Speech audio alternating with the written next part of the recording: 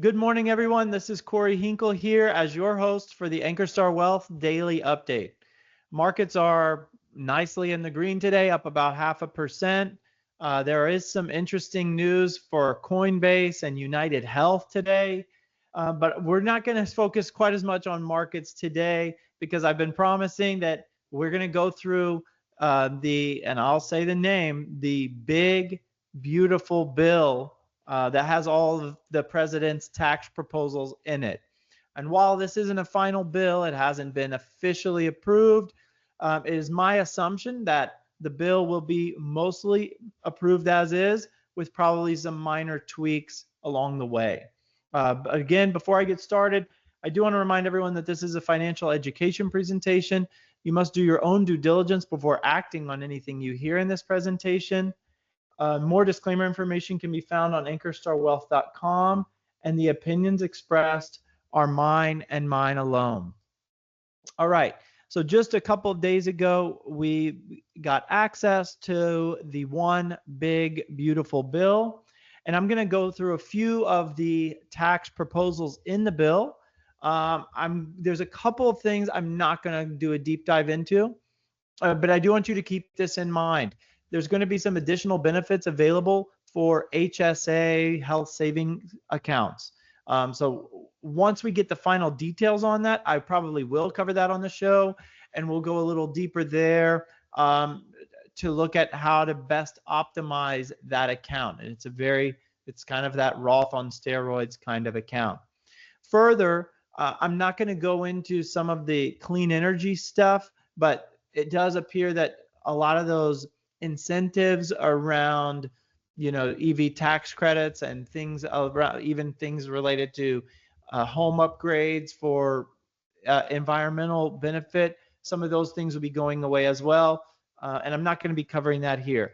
I'm going to be covering some of the things that are going to most impact kind of those common families, a lot of our client families, my family, things like that. So these are those everyday things.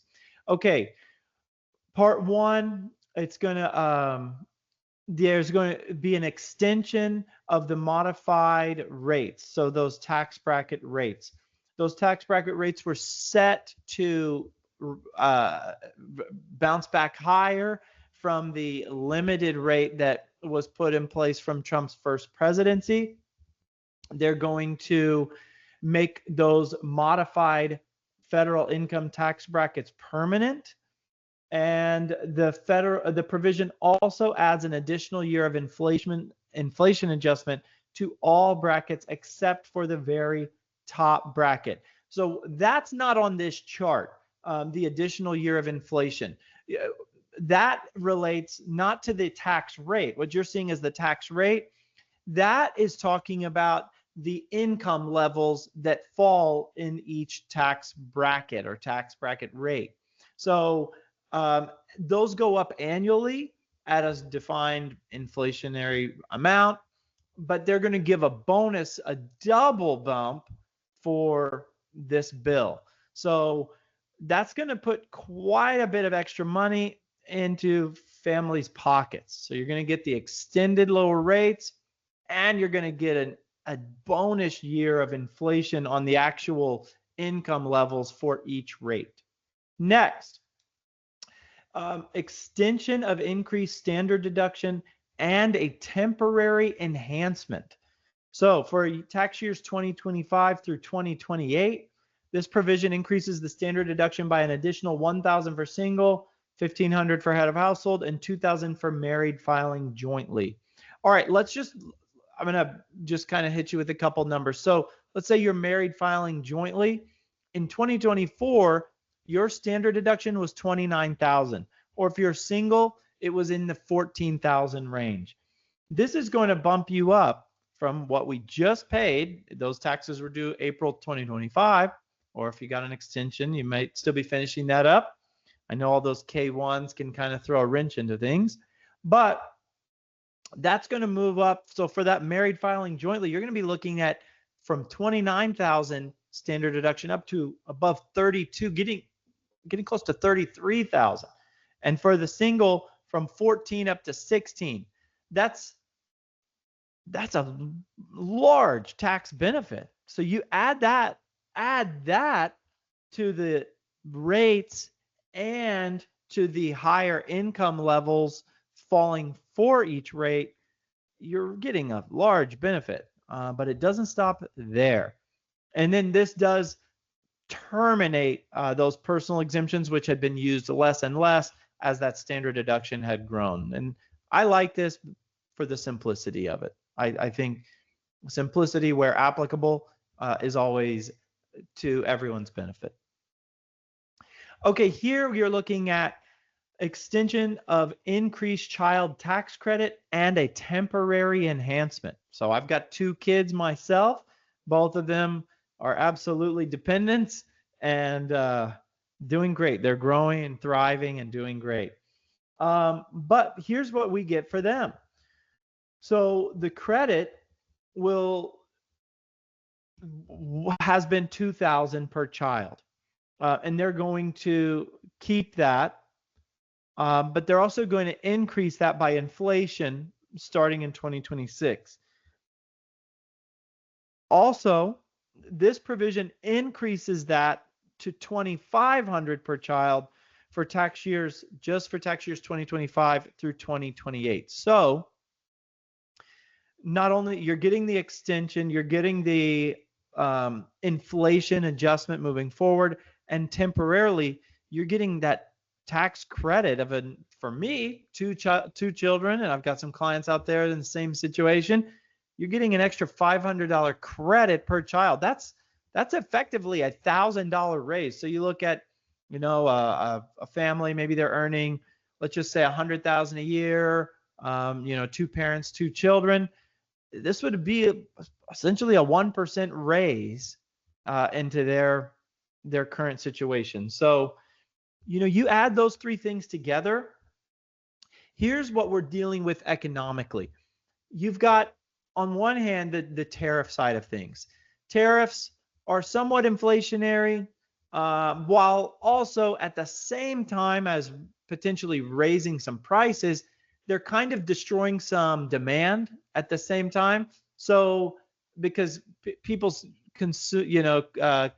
discretionary income isn't just magically increasing because of tariffs. So those 2 things are kind of evening out. You've got that increased price potentially with a little bit of destroyed demand because discretionary income is sort of the same. So tariffs are on one side. Now we're going to get this tax bill coming through. Inflation is currently pretty dead in our economy, just above 2%. And this tax bill is really very aggressive. It is projected to add a little bit to GDP over the next 10 years, a little like 0.6% on average over the next 10 years. But it does result in us collecting about $4 trillion less in taxes over that 10 years.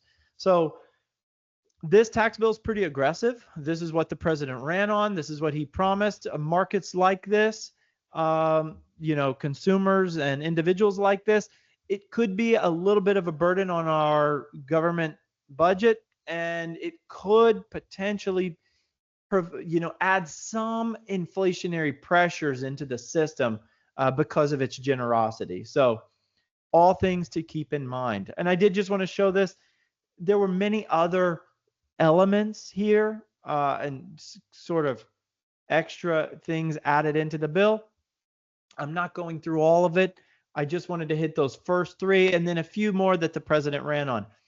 No tax on tips. He's going for it. And he ran on this, and it's probably very appreciated for the people who voted for him on this basis, who are seeing this in the bill. No tax on overtime.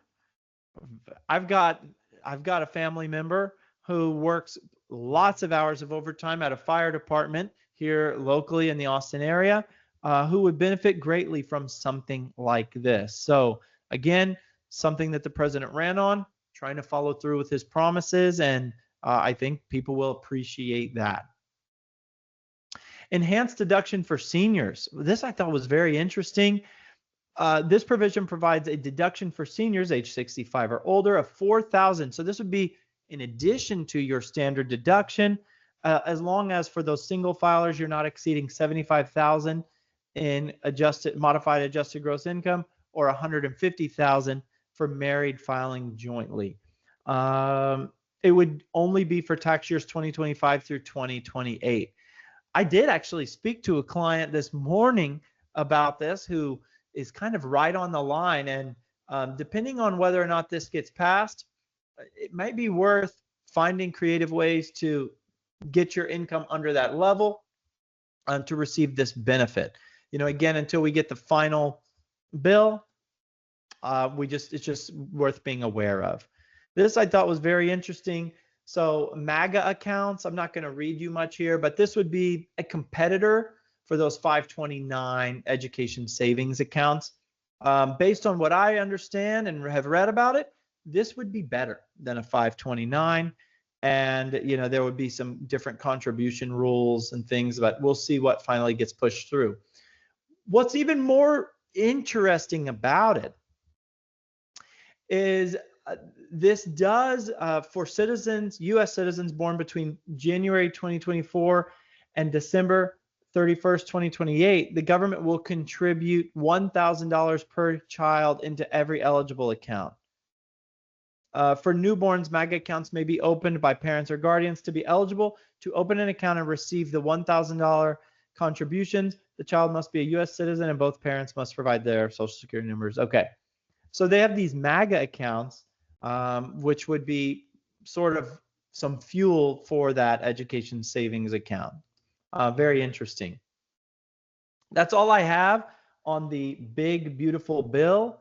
If you think there's anything interesting that I might have missed, please throw that in the comments down there. And otherwise, markets are in the green again today, pushing back up to all-time highs. And we will see you tomorrow.